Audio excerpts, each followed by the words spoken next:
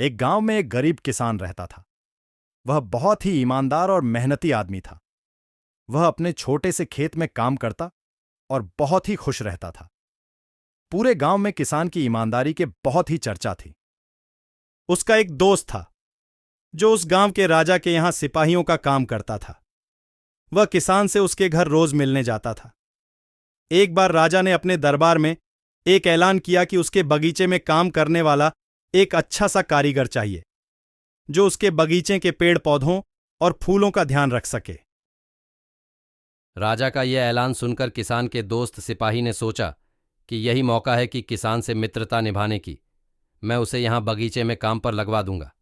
उसका वो मेरा साथ भी रहेगा एवं किसान का भला भी हो जाएगा। यह सोचकर उसने राजा से कहा कि महाराज, मैं आपके लिए एक ऐसे आदमी को लेकर आऊंगा जो यह काम अच्छे से कर लेगा। सभी राजा ने उस सिपाही को आदेश दिया कि जाओ, कल से ही बगीचे में काम करने के लिए कह दो। उसी वक्त वह सिपाही अपने दोस्त किसान के पास पहुंच गया और उसने किसान को बगीचे के काम की सारी बात बता दी और किसान ने भी काम करने के लिए खुशी खुशी हां कर दिया। अगले ही दिन अपने दोस्त के साथ राजमहल पहुंच गया।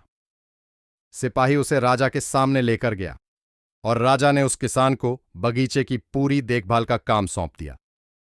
राजा ने कहा, तुम अगर पूरी ईमानदारी के साथ काम करोगे तो तुम्हें 50 सोने की मुद्राएं हर महीने दूंगा। किसान खुशी खुशी बगीचे में काम करने के लिए हां कर देता है और वह उसी वक्त बगीचे में काम करने लगा। किसान बगीचे में बहुत दिल लगाकर काम करता था। कुछ दिन बीत गए। किसान ने बगीचे को बहुत सुंदर व हरा भरा बना दिया। राजा को उसका काम बहुत पसंद आया।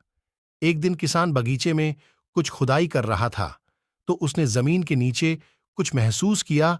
तो उसने खुदाई की तो देखा वहां नीचे एक बड़ी सी संदूक थी। किसान ने वह संदूक बाहर निकाला और खोला तो क्या देखा, वह सोने और चांदी से भरी हुई थी। यह देखकर किसान बहुत खुश हुआ और अपनी ईमानदारी दिखाते हुए राजा के पास पहुंचा।